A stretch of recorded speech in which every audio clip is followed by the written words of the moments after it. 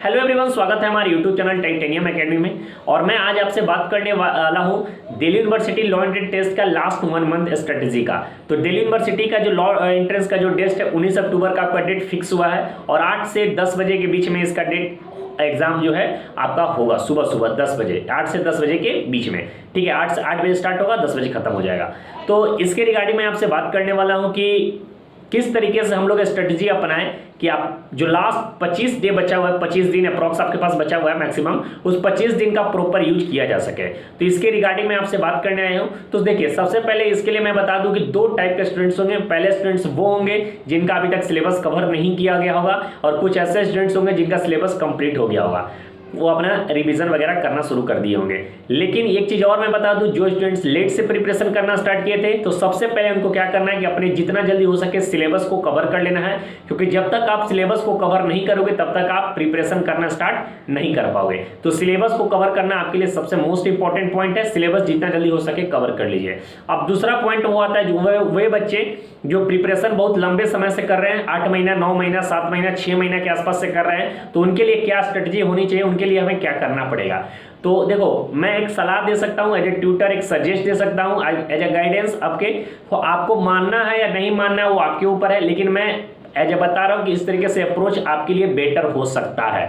मैं अब बस एक अपना गाइडेंस दे रहा हूं, आपको मानना है या नहीं मानना है आपके ऊपर है। अगर आपको अच्छे लगे तो मानना, नहीं लगे तो कोई जरूरत नहीं है, किसी और के अप्रोच भी आप उसे यूज कर सकते हो। देखो, तो 25 दिन का जो समय बचा, मैं पूरे डिटेल के साथ मैं एग्जैक्टली लेकर आया हूं कि किस तरीके से मैं इसका प्लान बनाया हूं, जिसका हमेशा प्रॉपर मैनर में मैंने भी इसका यूज किया था, तो इसका अच्छा हमको रिजल्ट देखने को मिला है। तो देखिए, सबसे पहले आपको स्टेप 1 में ये लेना है कि 7 दिन, ठीक है, स्टार्टिंग के 7 डे, अगर आज से अगर रूटीन बनाना है तो आज से बना लीजिए। स्टार्टिंग के 7 दिन में आपको क्या करना है कि पूरे नोट्स को आपको रिवीजन कर लेना है। आपके जितने भी कंटेंट मोबाइल में है या फिर आपके नोटबुक में है, सारे कंटेंट को एक फुल रिवीजन होना चाहिए डिटेल वे में, अच्छे तरीके से। जो कॉन्सेप्ट आपको याद नहीं है या फिर भूल जा रहे हो उसको आप देख लो। तो एक बार 7 दिन के अंदर पूरे के पूरे कॉन्सेप्ट को आपको रिवीजन कर लेना है, यानी कि पूरा नोट्स आपको प्रॉपर मैनर में आपको रिवाइज होना चाहिए। स्टार्टिंग के 7 दिन में आपको ये करना होगा। उसके बाद बचे आपको 18 दिन। 25 दिन में 7 दिन चले गए तो आपके पास कितने दिन बचे? 18 दिन।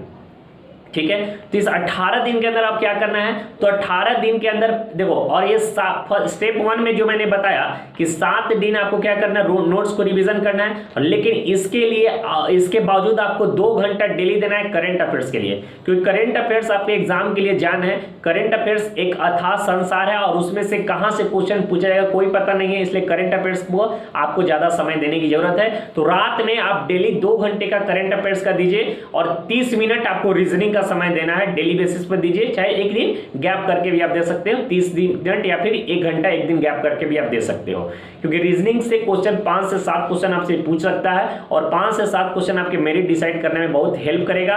और क्वेश्चन से, अगर रीजनिंग से क्वेश्चन से टच रहोगे तभी जाकर तुम एग्जाम में अगर क्वेश्चन रीजनिंग आएगा तुम उसे क्लियर कर पाओगे।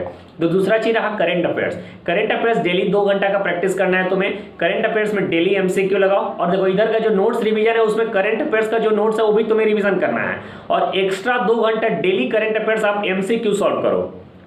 ठीक है, एमसीक्यू मैंने आपको दे रखा है बहुत सारा। श्योर सक्सेस सीरीज में जो चला रहा हूं, एकदम गारंटी मानो कि श्योर सक्सेस सीरीज का मैं एक क्वेश्चन, रिलेवेंट क्वेश्चन को उठा रहा हूं, उसके अंदर जो भी स्टार्टिंग पॉइंट है जहां से क्वेश्चन पूछा जा सकता है, मैं उस सारे पॉइंट को वहां पर डाल रहा हूं। तो वो सारे पॉइंट आपके लिए इंपॉर्टेंट है, वो भी आपको कवर करके चलना होगा। इसके बाद हम लोग बात करते हैं, तो 18 दिन आपके पास जो बचे, तो उसमें आपको क्या करना है, आप 7 दिन के बाद आपको क्या करना है, आप कहीं ना कहीं एक मॉक जरूर खरीद लें, या फिर नहीं है, अफोर्डेबल है तो छोटे मोटे जो नॉर्मल मॉक्स वो भी खरीद ले। अगर ज़्यादा पैसा का आप अफोर्ड नहीं कर सकते हैं तो आपको क्या करना है, डेली एक मॉक लगाना है। ठीक है, डेली एक मॉक लगाना है और मॉक लगाने के बाद उसके क्वेश्चन को एनालिसिस करना होगा आपको हर हाल में। यानी मॉक और एनालिसिस करने में आपको 4 घंटे का समय लगने वाला है। मॉक लगाने से मतलब नहीं होता, लेकिन मॉक लगाने से उसके अंदर जो इंपॉर्टेंट क्वेश्चन होते हैं उसको एनालिसिस करने से वो आपके एग्जाम के लिए सबसे बेहतर होगा। तो उसके बाद 18 दिन का जो समय आपके पास बचेगा, फर्स्ट 7 डेज गुजर जाने के बाद आप डेली एक मॉक लगाइए और उस मॉक को एनालिसिस करिए और उस मॉक को एनालिसिस करने में आपको 4 घंटे का समय लगेगा। ठीक, ये हो गया। इसके साथ साथ क्या करना है, 4 घंटे का जब मॉक्स आपका कंप्लीट हो जाएगा तो उसके बाद 20 साल का प्रीवियस ईयर दिल्ली यूनिवर्सिटी का क्वेश्चन पेपर आपको जरूर गया होगा, नहीं होगा तो आप हमसे ले लेना, अगर आप हमसे भी मांग सकते हो। तो 20 साल का क्वेश्चन पेपर का दिल्ली यूनिवर्सिटी का जो भी आपके लीगल के क्वेश्चन हो, रीजनिंग के क्वेश्चन हो या फिर पॉलिटी के क्वेश्चन हो, वो सारे क्वेश्चन को आपको रट लेना चाहिए, याद कर लेना चाहिए, एकदम अच्छे से होना चाहिए, जितना ज्यादा हो सके उसका प्रैक्टिस कर लो। यानी कि 20 साल का क्वेश्चन पेपर तुम्हारा कंप्लीट होना चाहिए एमसीक्यू फॉर्म में। इसके अलावा यूनिवर्सल का अगर गाइड है या फिर सिंगल्स का गाइड है, जो भी गाइड को तुम फॉलो किए उस गाइड का एक एक क्वेश्चन जो आपके एग्जाम के रिलेवेंट क्वेश्चन है, एक एक क्वेश्चन आपका कंप्लीट होना चाहिए। ऐसा होना चाहिए, ऐसा रिवीजन होना चाहिए कि क्वेश्चन को हम पढ़ें, आपको ऑप्शन देखने की जरूरत ना पड़े और अपने आप खुद ब खुद आपके माइंड से उसका आंसर एग्जैक्ट निकलना शुरू हो जाए। तो आपको प्रीवियस ईयर 20 साल के क्वेश्चन पेपर लगाना है। उसके बावजूद भी आपके पास लगता है कि नहीं भी और हम क्वेश्चन लगाना सकते हैं, तो बनारस हिंदू यूनिवर्सिटी का क्वेश्चन पेपर आपको लगाना होगा। जो भी लीगल के क्वेश्चन और पॉलिटी के क्वेश्चन है, जो आपका ड्यू का सिलेबस है, उसको आप कवर करिए। तो पहले के 7 दिन में क्या करना है कि आपको फुल रिवीजन करना है, और उसके बाद के 7 दिन में क्या करना है, उसके बाद के फिर आपको करंट अफेयर्स तो डेली बेसिस पर आपका चलेगा, और साथ ही daily 1 mock analysis, previous 20 years का क्वेश्चन पेपर, डीयू का, बीएचयू का 10 साल का प्रीवियस क्वेश्चन पेपर और यूनिवर्सल का टोटल एमसीक्यू। ठीक है, साथ ही साथ जब ये एमसीक्यू हम लोग क्वेश्चन को सॉल्व करते रहेंगे तो कुछ क्वेश्चन आपके डाउट के रूप में आएगा, तो उस क्वेश्चन के डाउट को उसी समय क्लियर कर लेना है और उसको टिक भी लगा लेना है। ठीक है, ये रहा आपका। उसके बाद जब लास्ट 10 दिन बचेगा, मतलब ये 10 दिन का अप्रोच हुआ, ठीक है, 25 दिन में आपको 7 दिन का ये अप्रोच हुआ और 10 दिन के अंदर आपको एमसीक्यू लगाना है। उसके बाद आपको जो बचा 8 दिन, ठीक है, लास्ट 8 डेज में क्या करना होगा, तो लास्ट डेज में जो भी आप मॉक्स लगाओगे लास्ट 8 डेज में, तो अपने आप तुम अगर बूस्टअप करोगे, तुम्हारा मार्क्स जो होगा मॉक्स में अच्छे मार्क्स आ रहे होंगे। ठीक है, क्योंकि सारा कंसेप्ट, सारा क्वेश्चन, सारा एमसीक्यू तुमने अपने हिसाब से अच्छे खासे लगा लिए हैं।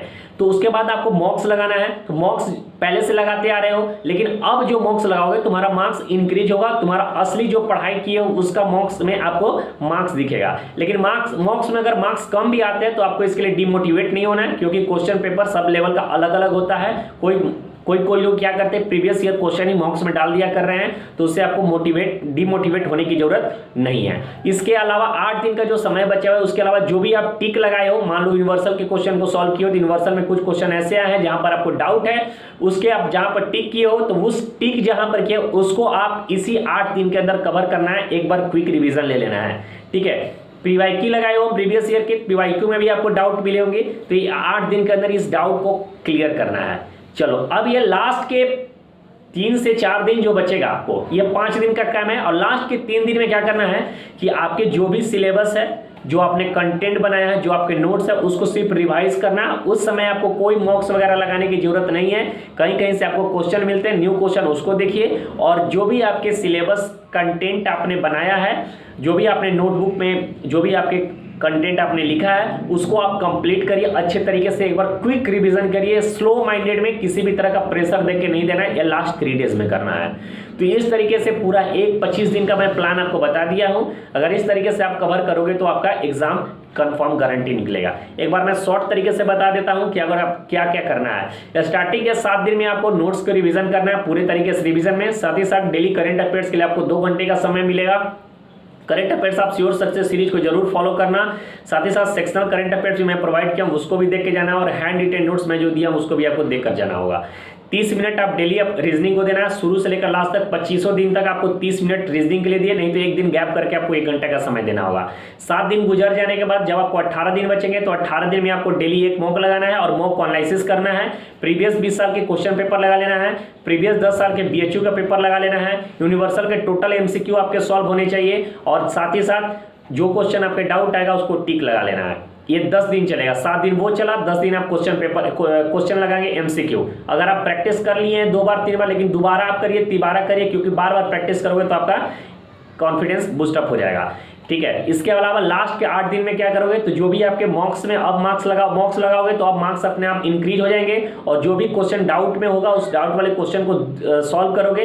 5 दिन के अंदर तुम्हारा जो भी प्रॉब्लम होगा, जहां जहां वीक पॉइंट है उसको तुम क्लियर कर लोगे। और लास्ट के 3 से 4 दिन में आपको क्या करना है, 3 दिन में जो भी आपका नोटबुक में आपने जो कंटेंट लिखा है उसको एक बार क्विक रिवीजन कर लेना, सिलेबस का नोट्स का पूरा रिवीजन हो जाना चाहिए।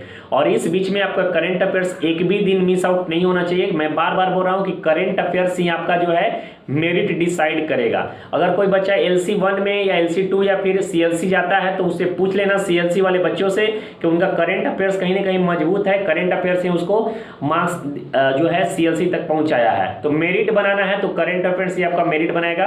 करंट अफेयर्स में स्टैटिक जीके को भी महत्व ज़्यादा नहीं देना है, लेकिन करंट अफेयर्स साथ ही साथ पढ़ते जाना है। और हाँ, इंग्लिश और मैथ्स को पूरे तरीके से आप स्किप करोगे। इंग्लिश में समय देने की जरूरत नहीं है और मैथ्स में समय देने की जरूरत नहीं है। इंग्लिश के क्वेश्चन जो आएंगे एग्जाम में वो तुम कवर नहीं कर सकते हो अभी, क्योंकि क्या उससे पैसेज वगैरह क्वेश्चन पूछा था, इजी क्वेश्चन है, तुम उसको आराम से उसे कवर कर सकते हो। तो ये रहा पूरे 25 दिन का जो भी आपका समय बचा है उसका मैंने स्ट्रेटेजी बताया हूँ। और आपको ये संघर्ष करने की जरूरत है, ये लास्ट समय है, जितना ज़्यादा मेहनत करोगे आपके लिए वो उतना बेस्ट रहेगा।